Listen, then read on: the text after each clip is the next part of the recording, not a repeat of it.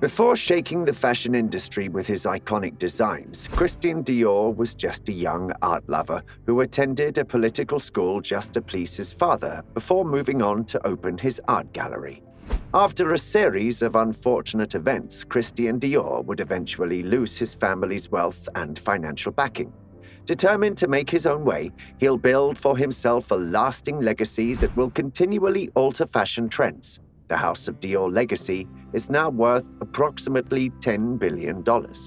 In this video, we'll be discussing the man behind the Dior fashion house, from art dealer to revolutionizing the modern global fashion industry. So stay tuned. Christian Dior was born on the 21st of January 1905 in Granville, a small commune in Normandy, France. His father, Maurice Dior, was a wealthy businessman who owned Dior Frères, a fertilizer manufacturing company. His mother, Madeleine Dior, was a socialite and a very keen gardener. As a result, flowers began to fascinate him from a young age. This love for elaborate, frivolous, and flowery things would later translate into motifs for his collections.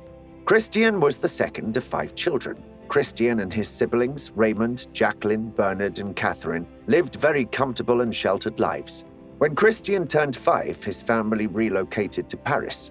Christian always made it clear that he wanted to get into art and architecture. This went against the political path his family wanted for him.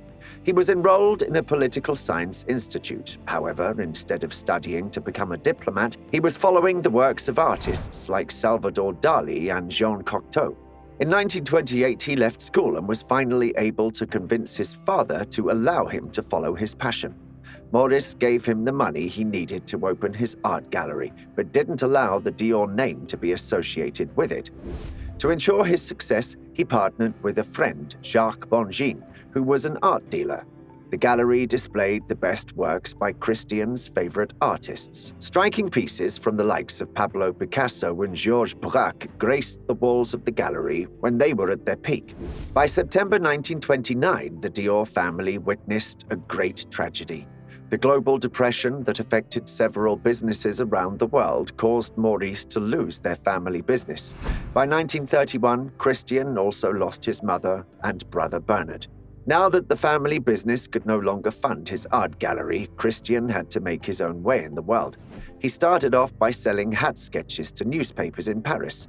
In no time, he began to gain attention, and as such, he was hired by Robert Piquet, a designer who took a chance on him and allowed him to design 3 collections. During his time with Piquet, Christian began to appreciate the elegance of simplicity. The most interesting of his designs for Piquet is the iconic Café Anglais dress, which was very well received. It was also during his time with Piquet that he met and worked alongside Pierre Balmain, who would also build his own famous fashion house. Christian eventually got drafted into the army and had to leave Piquet.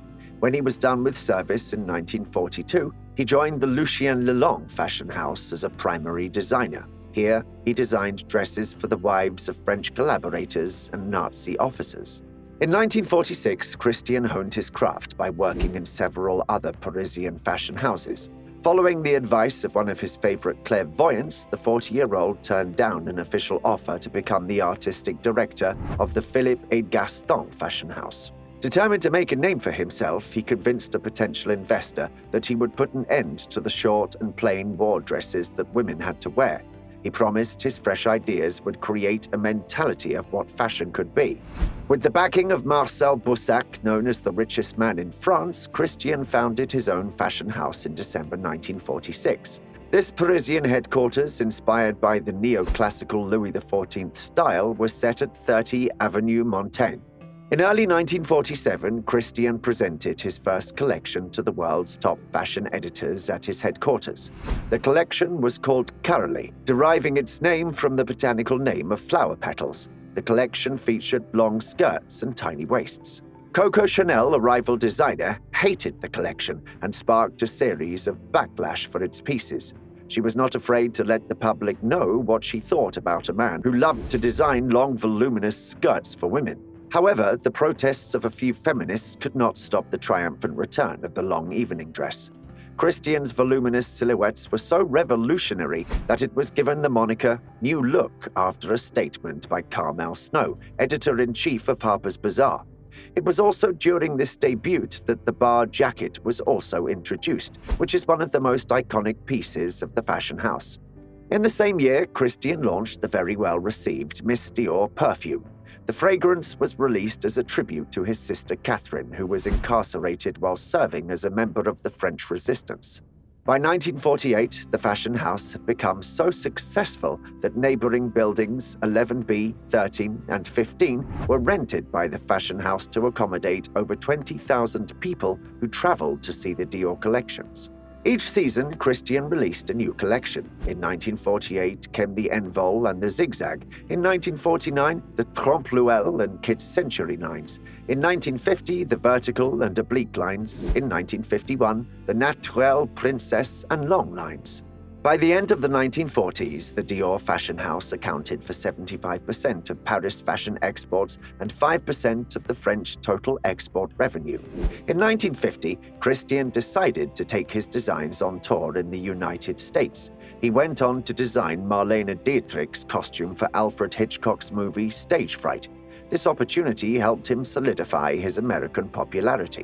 In 1951, Christian was able to work with one of his favorite artists, Salvador Dali.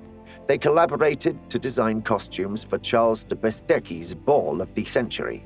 Before the end of that year, he published his first book, Je suis couturier, which translates to I'm a designer. The Sinuise and Profile lines were released in 1952, and it was followed by the Tulipe and Vivant lines in 1953. Also in 1953, Christian introduced a shoe line after partnering with Roger Vivier. Not long after, the iconic Rouge lipstick was launched. It was also around this time that the fashion house recorded over 1,000 employees across 28 workshops. As such, the Avenue Montaigne showroom was remodeled in an extensive 5-story network of ateliers, show spaces, and workshops. This enormous and modern complex remains the brand's flagship store till today. The Lily of the Valley line and the H Silhouette line turned heads in 1954. Similarly, the A and Y lines were introduced in 1955. Within the same year, Christian hired Yves Saint Laurent as his first assistant. Christian occasionally declared that he wanted Laurent to succeed him, but nobody took what he was saying seriously because at that point in time, the 52-year-old designer seemed healthy.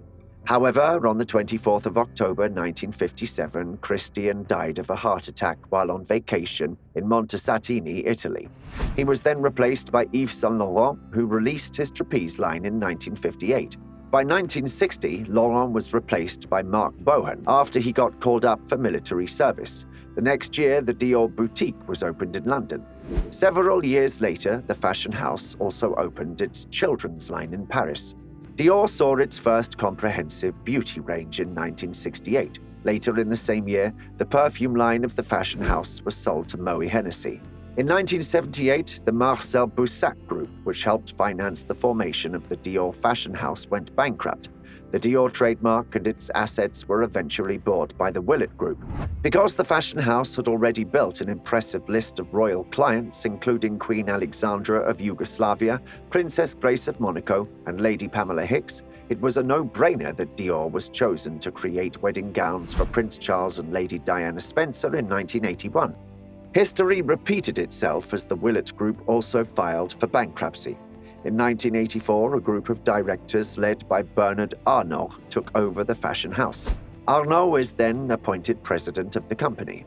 In 1989, Gianfranco Ferre replaced Marc Bohan. He is known for the Lady Dior handbag, which he designed in honor of Princess Diana. The fashion house then changed its direction when British designer John Galliano was appointed creative director. He was known for controversial themes at fashion shows. He was also known for favor provocative and erotic ad campaigns. However, after an anti-Semitic scandal broke, the fashion house dismissed the designer and hired Rafe Simons, a minimalist Belgian designer. He was then eventually replaced by Maria Grazia Chiuri a few years later. Being the first woman to creatively lead Dior, her designs embrace individualism and expression. Targeting millennial audiences, her iconic shirt slogan, "We should all be feminists," was widely received. In 2017, the Arnault family bought out all remaining minority shareholders and included the Dior fashion house in the LVMH luxury empire. With all the events that happened over the course of the history of the Dior fashion house, one can conclude that Christian Dior definitely invented and then revived the ultra-feminine and lavish French 19th century fashion over and over again. For this legacy, the Dior fashion house is still celebrated as a national treasure.